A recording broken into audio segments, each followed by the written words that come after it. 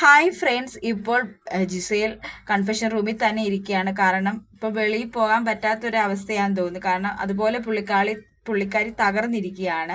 അപ്പോൾ നമ്മുടെ big boss ആര്യനെ വിളിച്ചിട്ടുണ്ട്. ജിസേനെ ഒന്ന് ആശ്വസിപ്പിക്കാൻ ആര്യനോട് പറയുന്നുണ്ട്. ആര്യൻ വന്ന് ജിസേനോട് പറയുന്നുണ്ട് എന്ത് പറ്റിയെന്നപ്പോൾ നമ്മുടെ ജിസേൽ പറഞ്ഞു, എൻ്റെ ആൻറ്റി മരിച്ചുപോയി, ഹോസ്പിറ്റലൈസ്ഡായിരുന്നു, എനിക്കൊന്ന് കാണാൻ പറ്റിയില്ല, അവിടെ ആരുമില്ല, ഞാൻ അവിടെ എൻ്റെ മമ്മി മാത്രമുള്ളൂ എന്നൊക്കെ പറഞ്ഞ് കരയുന്നുണ്ട്. ആര്യൻ ആശ്വസിച്ചുകൊണ്ടിരിക്കുന്നുണ്ട്. പറയുന്നുണ്ട് കരയണ്ടെന്നൊക്കെ പറയുന്നുണ്ട്.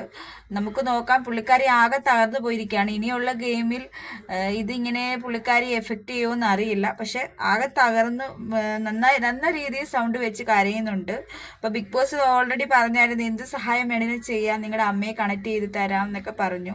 ഇതുപോലെ തന്നെ നമ്മുടെ മണിക്കുട്ടനൊക്കെ ഉള്ള ഒരു ബിഗ് ബോസ് ഷോയിൽ ഡിംപിൾ ബാലിന് ഇങ്ങനെയായിരുന്നു. അവർ പുറത്തു പോയി, പക്ഷേ അമ്മയുടെ ചെടുത്തി ആയതുകൊണ്ടായിരിക്കും പുറത്തു പോകേണ്ട ആവശ്യം വന്നില്ലായിരിക്കും. അതായിരിക്കും ബിഗ് ബോസ് വിടാഞ്ഞത്. അവിടെ ചടങ്ങുകളൊക്കെ നടന്നുകൊണ്ടിരിക്കുകയെന്ന് ബിഗ് ബോസ് പറയുന്നുണ്ട്. എന്തായാലും ആര്യൻ ആശ്വസിച്ചുകൊണ്ടിരിക്കുന്നുണ്ട്.